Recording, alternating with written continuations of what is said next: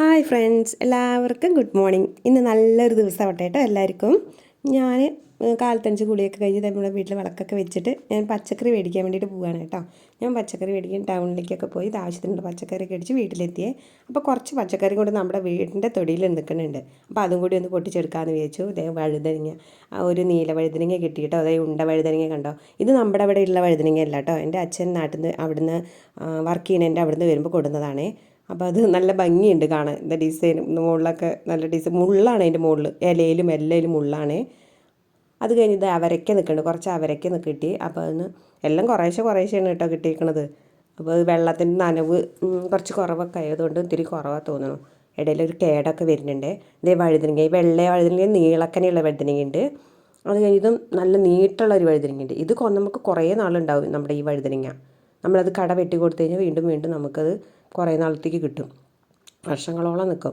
ഇതിലെന്തോ ഒരു കേടും വന്നിട്ട് പിന്നെ അതും പൊട്ടിച്ചെടുത്തു. ഇത് വെള്ളമുളകുണ്ട്, നല്ല വെള്ളമുളകാണ്. ഇത് നമ്മൾ തൈരിലിട്ട് നമ്മൾ വാട്ടിയെടുത്ത് കഴിഞ്ഞാൽ നല്ല ടേസ്റ്റ് ഉണ്ടാവും. അപ്പോൾ അത് നമുക്ക് പിന്നെ ഒരു വീഡിയോയിൽ നമുക്ക് കാണിക്കാം കേട്ടോ. അപ്പം ഞാൻ അതെല്ലാം പൊട്ടിച്ചെടുത്ത് വന്നു.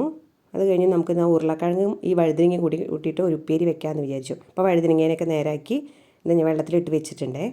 ഇത് ചട്ടി വെച്ചിട്ട് കുറച്ച് കടുകൊക്കെ പൊട്ടിച്ച് നമ്മുടെ ഉരുളക്കിഴങ്ങും സവോള, മഞ്ഞൾപ്പൊടി, കറിവേപ്പിൻ്റെ ഇല, പച്ചമുളക് വേണം ഇതിലിട്ട് കൊടുക്കുക. അതും ഇട്ട് കൊടുത്തിട്ട് നല്ലപോലെ ഒന്ന് മിക്സ് ചെയ്യുക കേട്ടോ.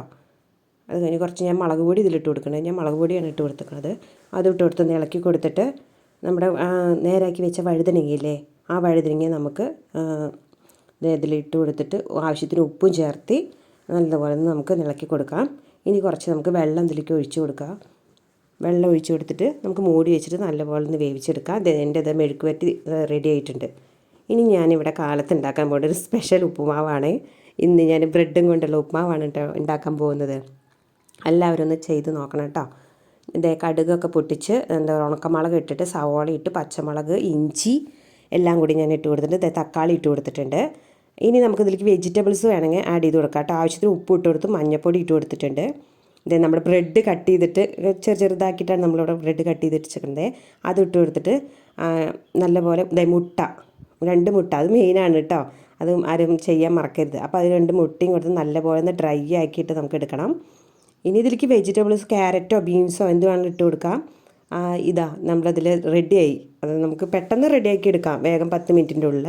അപ്പോൾ അത് റെഡിയായി. മുകളിൽ ഞാൻ മല്ലിയില ഇട്ട് കൊടുത്തിട്ട് നല്ല ടേസ്റ്റാണ്. എല്ലാവരും ചെയ്ത് നോക്കണം, അഭിപ്രായം പറയണേ.